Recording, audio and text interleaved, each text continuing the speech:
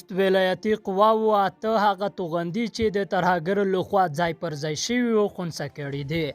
لیدونکو سلام ستړي مشئ په موږ کړئ تازه مهم خبر ته د خوست ولایتي قواوو زړورو سرتیرو د خوست مرکز مربوط په وزیانو سیمه کې اته د پی ام یک مرمۍ چې د ترهګرو لخوا د ملکی خلکو د مرګ ژوبلې او مالی تلفاتو د ترسره کولو لپاره توغولو ته عیار کړي وو خنثی کړي دي.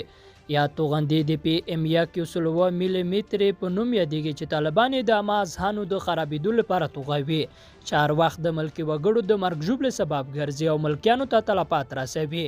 موږ ژمنه کوو چې د خوست د امنیتي وضعیت د خرابېدو اجازه به هیڅ وسلوال ډلې ته ورنه کړو او تل به د خپل ولسونو د خوندیتوب لپاره خپل هڅې ګړندۍ کړو. په یو بل خبر کې د خوست ولایتي قواو یا کی پی اف سرتیرو د خوست ښار کې تصفیوي عملیات ترسره کړل. تېره شپه د خوست ولایتي قواو سرتیرو د خوست ښار په بېلابېلو سیمو کې تصفیوي عملیات ترسره کړل چې په نتیجه کې اته تنه هغه اشخاص ونیول شول چې په تروریستي بریدونو کې لاس درلود.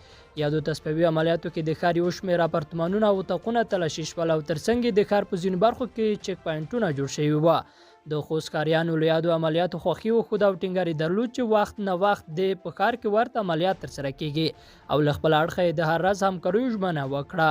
د یادولو وړ ده چې د خوست ولایتي قواوو یاد عملیات د خوست ښار پر امنه کېدو لپاره ترسره کړل چې موخه یې ترې د ولسونو خوندیتوب او دغه کړیو نیول و چې په تروریستي بریدونو یې ویره خپروله او خلکو ته یې ستونزې ایجادولې. لیدونکو له ملته مننه ښې چارې.